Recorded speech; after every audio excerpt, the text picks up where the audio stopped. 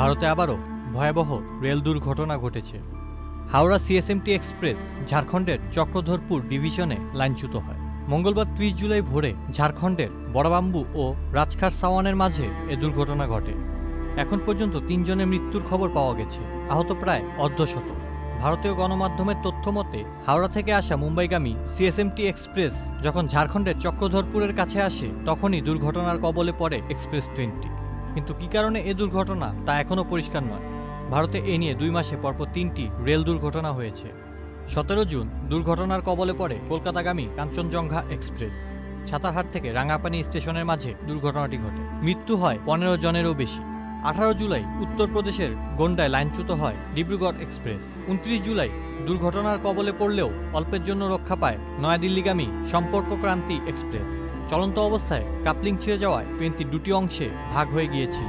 সেই দুর্ঘটনায় প্রাণ যায়নি কারো। মঙ্গলবারের রেল দুর্ঘটনায় উদ্বেগ প্রকাশ করেছেন ভারতের সাবেক রেলমন্ত্রী তথা পশ্চিমবঙ্গের মুখ্যমন্ত্রী মমতা বন্দ্যোপাধ্যায়। প্রশ্ন তুলেছেন, কেন প্রতি সপ্তাহে একটা করে বিভীষিকাময় দুর্ঘটনা, আর কতদিন এভাবে সহ্য করতে হবে? কেন সাধারণ মানুষের প্রাণ যাচ্ছে, সেই প্রশ্ন তুলেছেন অন্যান্য বিজেপির বিরোধী দলগুলোও। ইতোমধ্যে হাওড়া স্টেশনে খোলা হয়েছে হেল্প ডেস্ক ও হেল্পলাইন নাম্বার। যাত্রীদের পরিবার বিভিন্ন জায়গা থেকে আসছে, খোঁজ নিচ্ছে প্রিয়জনে। দুর্ঘটনার কারণে ওই লাইনের বহু ট্রেন চলাচল বাতিল করা হয়েছে। আউসাফুল ইসলাম আকিব, চ্যানেলে।